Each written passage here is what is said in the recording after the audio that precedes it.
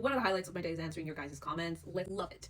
So this was in response to a video that I made that, hey, I was getting really excited about learning about the bear and the bull market because you know exactly what to do during each cycle. I get it. Like, this has been the mindset of, even my parents for a larger part of our lives.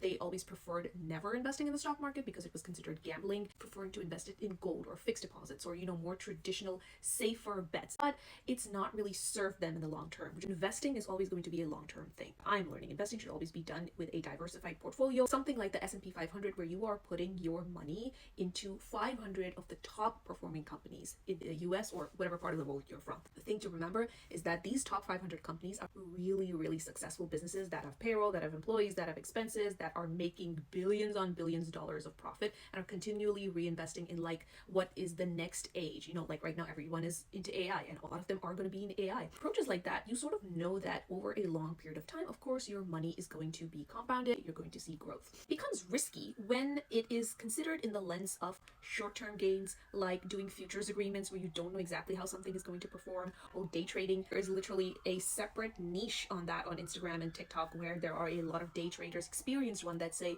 no, day trading is not gambling. There is a certain math behind it. That is something that you can absolutely look up. It's gambling when people are investing in crypto and are looking to like double their money in like 2 years or 1 year or something like that. All these are long-term plays that pay off after years. Why it is so important to know exactly how a bull cycle and a bear cycle works so that you know how to behave. I'm learning from the stock market is performing well or not performing well is to continually invest in stocks like the S&P 500, because the stock market is going to stabilize. It's like a life and death. It's like the ebb and flow. The stock market will rise again. You got to give it time. You got to give it patience. Say you're investing $500 every single month in a VOO stock. I would continue investing when the market is also down, because technically the stock prices are down. So my $500 actually buys more shares of the VOO during when the market is down.